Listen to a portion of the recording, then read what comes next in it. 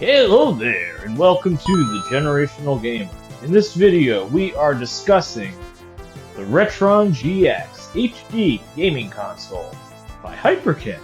Now, what this is supposed to do is play TurboGrafx games in HD. And while I've done that before with my TurboGrafx 16 Mini, this will play real live cartridges. Now, rather than just simply do a quick video and show what's in the box and how it looks when I play it, I thought I'd compare it to something comparable. A real TurboGrafx using the Hyperkin HDMI video cable.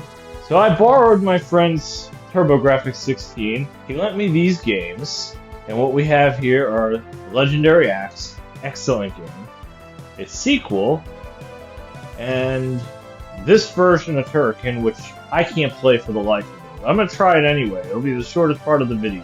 In any case, let's open it up and see what we have. So, pop that open. Let's game.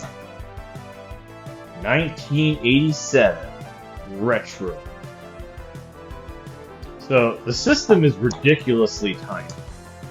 For context, here's my Dreamcast. Here is the system. So, the Dreamcast is already ridiculously small, and then this is considerably smaller. In fact, let's move the box out. There you go. That's a tiny console. Now we're going to move the Dreamcast out of the way. Okay, so that's the system. And nothing on the bottom. On the back, you can see it has an SD card slot. I've never seen this one before, and I can't see it now. But that's the SD card. So let's push that back in because this uses an emulator. It's USB-C, and you've got the 4:3 and 16:9. We're going to set it 4:3 because that's how I like to play, and of course the HDMI. Also in the box, we've got our Hyperkin sticker, this card, this thing says "Getting Started." Okay. And let's see what we got in here. We've got a modern controller. D-pad's a little squishy. The buttons feel kind of normal. In fact, let me grab my friend's controller so I can compare it. Now, this is an old controller. Actually, in all fairness, this one's kind of squishy too.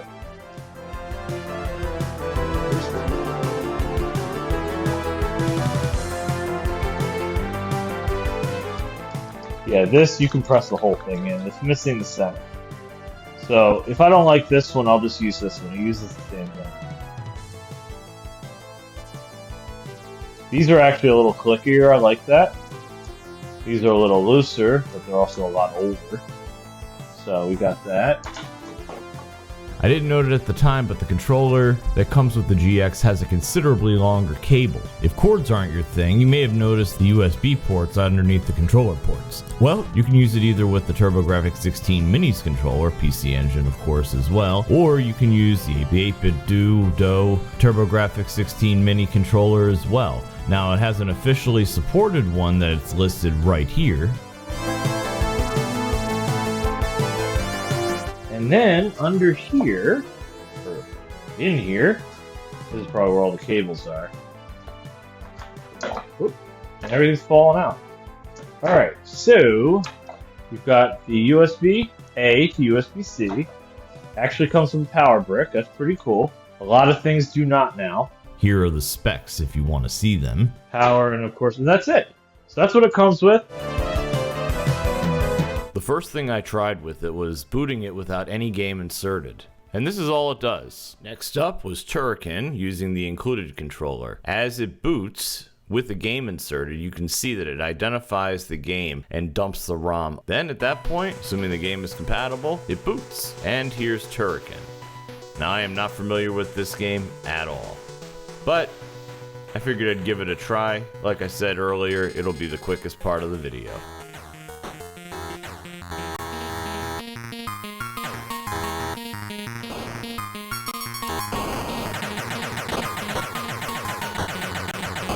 Well, next up is going to be Legendary Axe. It's an excellent game that is incredibly hard and I can barely play it now, but it's a lot of fun. Sometimes it locks up, and that's what it did right here. And this is on a real TurboGrafx, okay? You can tell because the press run disappeared.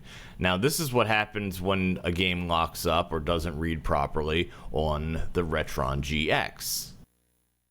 It will look like it does not have a cartridge in the slot. I removed and reinserted the game, and this time it read. As you can see, it identified it and then booted the game. And here we are. I'm going to show a snippet of this game and then we'll just move forward.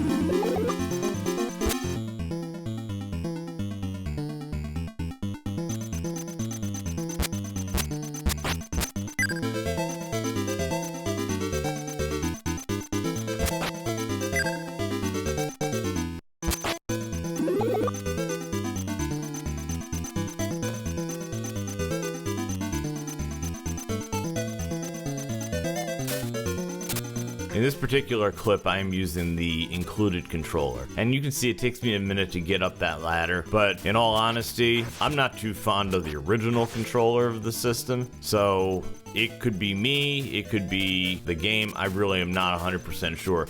This is not one I played when I was young. Honestly, the only one I ever played when I was really young, like teenager, was Legendary Axe 2, out of the 3 games. So we're gonna move on to that one right now. As you can see, it immediately recognized the game.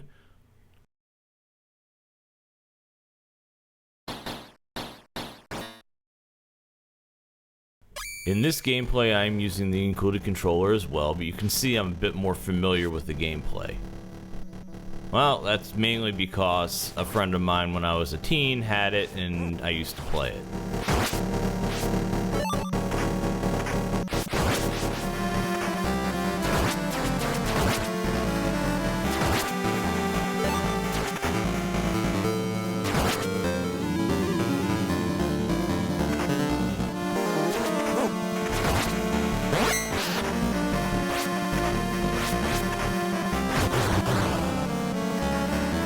And now let me welcome you to the easiest first boss in the world.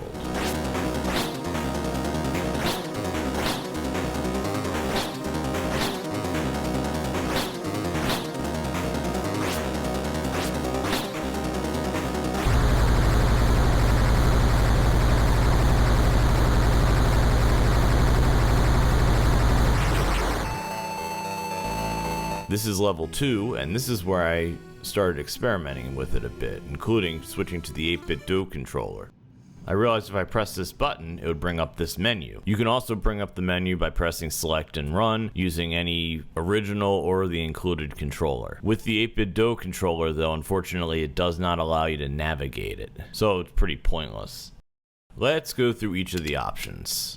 Personally, I don't care for any of these special video options at all, or the scaling. I just leave it on the defaults. The save states do work nicely, as do the quick loads, but that's about all I use it for.